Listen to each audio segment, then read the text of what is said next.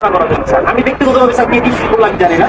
আমি ব্যক্তিগতভাবে স্যার টিচারদের স্যার আমি প্রমাণ করতেছিল, কথা বলতে পারি না এমন আমার বাচ্চাকে আমি দেখতে পারি নাই স্যার। আমি এক প্রকার মানে লুকিয়ে আমি চলে গেছি, এরকম একটা পর্যায়ে গেছি স্যার। আমাদের এই যে অধপতন স্যার, বাহিনী হিসেবে যে পরিচয় দিব আমি পুলিশ, এই পরিচয় দিতে স্যার ভয় লাগে, লজ্জা লাগে স্যার। একটা বাহিনীর ফোর্স হয়ে যে আমি নিজে পরিচয় দিব, আমার নিজের লজ্জা লাগে। আমি একটা ছোট উদাহরণ দিই স্যার, আমি আসার পর যতটুকু দেখছি, এই যে জাতীয় সংসদ নির্বাচন শেষ যে নির্বাচনটা হয়ে গেছে স্যার, এই নির্বাচনে একক যে নির্বাচনটা হয়ে গেছে, পুলিশ কি ব্যবহার করে যে নির্বাচনটা হয়ে গেছে, নির্বাচনে সারা বাংলাদেশে এককভাবে মামলা হচ্ছে স্যার। কিছু মামলা গায়েবী মামলা, যে মামলাগুলো ভিত্তি নাই, এই মামলাগুলো আমাদের কি দিয়ে করাইছে স্যার। সাধারণ জনগণ যারা আছে, বিএনপি যারা আছে, জামাত, যে কিছু জানেই না, তাদেরকে আমাদের গ্রেফতার করা লাগছে স্যার। জনগণের মধ্যে আমাদের যে শত্রুতা দৈরাত্ম সৃষ্টি হয়েছে স্যার, এই সাম্প্রতিক সময়ে একটা বিষয় থেকে আমাদেরকে নির্দেশনা দিচ্ছে যে এলাকায় কোনো বিএনপি জামাত থাকতে পারবে, এলাকায় কোনো অন্য হিন্দু ধর্মাবলম্বী কোনো কিছু থাকতে পারবে না। আমার এসপি স্যারকে তো আর মানুষ জানে না যে এটা আমার এসপি স্যারের কমান্ড ছিল, আমার ডিএজি স্যারের কমান্ড ছিল, এটা তো মানুষ জানে না। মানুষ জানে যে এটা আমি একজন সাব ইন্সপেক্টর, আমি এটা করছি।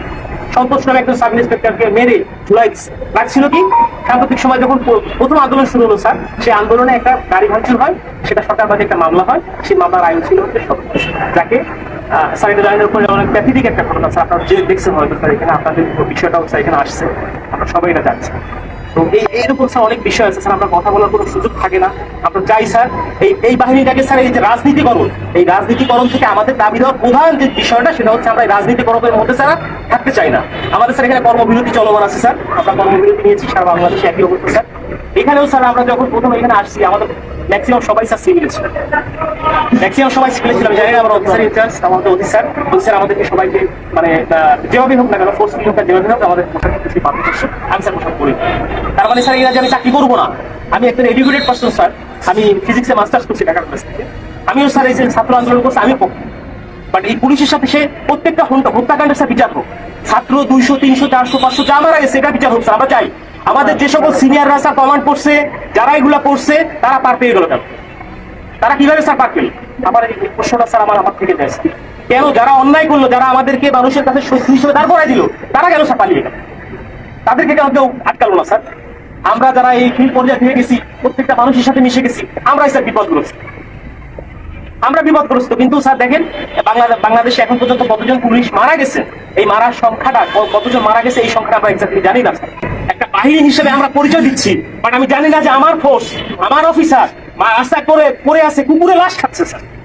এই কথা দেখার মতো, বলার মতো কেউ নাই।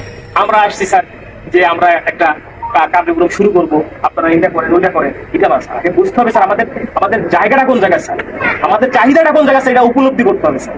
আপনারা আসছেন স্যার, আপনারা এই ক্লান্তি লগ্নে স্যার বাংলাদেশ সেনাবাহিনী আপনারা বাংলাদেশের সাথে ওতপ্রোতভাবে জড়িয়ে আছেন স্যার। আমরা চেষ্টা করি স্যার। এখন আমার বন্ধু বান্ধব অনেকে আছে যারা আমাকে নিয়ে ঘৃণা করতো, আমাকে খোঁচা মারতো, ক্ষোভ করতো, তারাই বলতেছে যে দাদোস চলে কাজ কর, শুরু কর, উপলব্ধি করতেছে স্যার। বাংলাদেশে সর্বপ্রথম স্বাধীনতার যুদ্ধে বাংলাদেশ পুলিশ রাজারবাগে যে প্রতিরোধ গড়ে তুলেছিল, এটা তো অস্বীকার করার স্যার কিছু নাই। সারা বাংলাদেশে পুলিশের অবদান স্যার, অনস্বীকার্য অবদান, এটা অস্বীকার করার কোনো সুযোগ নাই। কিন্তু এই যে দলীয়করণ, এই দলীয়করণটা স্যার আমরা চাই। আমরা দলীয় কোনো গণনের মধ্যে আমরা থাকতেই চাই না স্যার। আমাদের প্রধান পয়েন্ট হচ্ছে এইটা, আমরা চাই পুলিশ একটা নিরপেক্ষ স্বচ্ছ বাহিনী হোক। আমরা স্যার মানে আমরা যে এই যে ইউনিফর্মটা পরে রাস্তায় বের হবো, আমাকে অমুক দলের লোক তমুক দলের লোক আমাকে ব্যবহার করবে, আমরা এটা চাই না স্যার। আমরা এখান থেকে বের হয়ে আসতে চাই স্যার। এবং ছাত্র জনতা যারা মারা গেছেন, আমরা বলতেছি যে ঠিক আছে, স্বাধীন হয়েছে দেশ, আমরাও একত্রতা প্রকাশ করি। আমরা কিন্তু পুলিশ কর্মবিরতি দিচ্ছি কেন? যে আমাদের পুলিশ মারা গেছে এটা না, আমরা চাচ্ছি যে সারা বাংলাদেশ যেভাবে সংস্কার হচ্ছে, আমাদের বাংলাদেশ পুলিশও ঠিক একই রকম ভাবে সংস্কৃত হয়ে একটা জনগণের পুলিশ হিসেবে আমরা প্রকৃত কাজ করতে হবে স্যার। এরকম ব্যবস্থা যদি হয়, আমরা স্যার রাস্তায় নামবো, আমরা মানুষের জন্য স্যার শপথ গ্রহণ করছি স্যার। অনেক চাকরি ছিল স্যার, করতে পারতাম স্যার, প্রাইমারি স্কুলে চাকরি করতে পারতাম, অন্য জায়গায় চাকরি করতে পারতাম, ব্যাংকে চাকরি করতে পারতাম। প্যাশনের কারণে স্যার এখানে আসছি স্যার। এটা একটা স্বপ্ন স্যার, যে বাংলাদেশ পুলিশে চাকরি করলে মানুষের যে সেবা দেওয়া যায়, এটা একটা স্বপ্ন। বাট এই স্বপ্নগুলা আমাদের নষ্ট করে দিয়ে গেছে আমাদের কিছু বিশেষ ক্যাডার, এখানে বলতে তার আপত্তি নাই। আমার স্ত্রী আজকে আমি লুকায়িত ছিলাম, আমার উপর সেফ ছিল, আমি জানি। আমার অনেক বন্ধু বান্ধব বলছি আপনি থেকে না, রাজনৈতিক মামলা আমার কাছে ছিল স্যার, যার জন্য অনেকে বলছে, অনেক শুভাকাঙ্ক্ষী ছিল বিএনপি জামাতে, তারাও বলছে ঠিক আছে একটু সেফই থাকে। আমি যখন আসছি, আজকে খুলনা থেকে আসছি, গোপনে আসছি, আমার স্যার শেখ করি না, রাস্তায় চেকিং হচ্ছে স্যার, পুলিশ কিনা স্যার, এরকম বাংলাদেশ স্যার আমরা চাই না। এবং আমরা চাই নাই স্যার, আমরা চাই যে স্যার এই জিনিসটা থেকে আমরা উত্তরিত হই এবং আমাদের যে 11 দফা দাবি আছে স্যার, আমরা চাই আপনাদের জায়গা থেকে স্যার যত কিছু করার আমাদের স্যার এখানে আছে, প্রত্যেকটা জায়গা থেকে করার আমাদের যাতে করে আমাদের স্যার দ্রুত এবং একটা দাবি পূরণ হয়। পুলিশে স্যার এরকম বহু হয়েছে, তোমাদের এইটা দিব, ওইটা দিব, ওইটা করবো, সেটা করবো, কিছুই হয় না। আমরা চাই একটা প্রজ্ঞাপনের মাধ্যমে আমাদের এই দাবিগুলো মেনে নেওয়া হোক, যৌক্তিক দাবিগুলি। যদি মনে হয় যারা এখন বর্তমানে উপদেষ্টা পর্যায়ে আছে, অত্যন্ত বিচক্ষণ মানুষ, যদি মনে হয় যারা পুলিশের এই দাবির মধ্যে কোনো জায়গায় ব্যত্যয় আছে, সেটা সংস্কার করে যেটা মনে হয় যেখানে সংস্কার প্রয়োজন, সংস্কার করে যতটুকু এটা মডিফাই করা যায় করে আমরা চাই একটা প্রজ্ঞাপন দিলে আমরা মেনে নিব যে হ্যাঁ আমাদের দাবিগুলো পূরণ হচ্ছে। কারণ আমরা দেখছি স্যার আমাদের টিএ বিল স্যার পাই না, আমরা বলবো কাকে এগুলা, আমরা বলবো কাকে আমরা স্যার টিএ বিল পাই না। আমার কাজ করতে আমার পকেটে টাকা দিয়ে আমার পুলিশিং মিটিং করতে হয়, আমার ব্যানার করতে হয় আমার নিজের টাকা থেকে, আমার ব্যানার করতে হবে আমার নিজের টাকা থেকে, আমার এই করতে হবে সেই করতে হবে, উঠান বৈঠক করতে হবে, সব আমার নিজের টাকা করতে হবে। কেন? আমার বেতনের টাকা স্যার আমি কোনো জায়গায় খরচ করতে পারবো না, এক কথায় শেষ। সরকারের প্রতি কাজ করতেছি, সরকার আমার বেতন দিবে, আমি আমার পরিবারের পিছনে ব্যয় করি, আমি কেন আমার নিজের টাকা দিয়ে আমি ব্যানার করে কেন করতে যাবো? এটার জন্য আমার বাজেট থাকবে না? অবশ্যই বাজেট থাকতে হবে।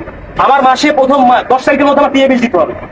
আপনাদের বাহিনীর স্যার দেয় কিনা আমি জানি না স্যার, এই সুবিধাগুলো কি আপনাদেরও কি এরকম শুধু কমিটমেন্ট করে কি স্যার আপনাদের কি রেখে দেয় কিনা আমি জানা নাই স্যার। যথেষ্ট মানে অনারের সাথে বললাম স্যার, কিছু মনে করা যাবে অনেক কষ্ট স্যার, আমাদের মনে অনেক বড় কষ্ট স্যার। এখানে যারা আছে সবাই বলছে কথা বলতে হবে। এখানে স্যার আরো কষ্ট স্যার, এখানে আমরা কর্মবিরতি দিচ্ছি। আমার ভাই একজন কনস্টেবল স্যার কি ক্ষমতা থাকে, একজন সাব ইন্সপেক্টর কি ক্ষমতা থাকে স্যার? আমি তো স্যার মানে বোকার সরকার বোকার মতো করে স্যার আমাকে নাঙ্গল আমার ঘরে চালাতে যেভাবে স্যার দিবে আমি সেভাবে চুষে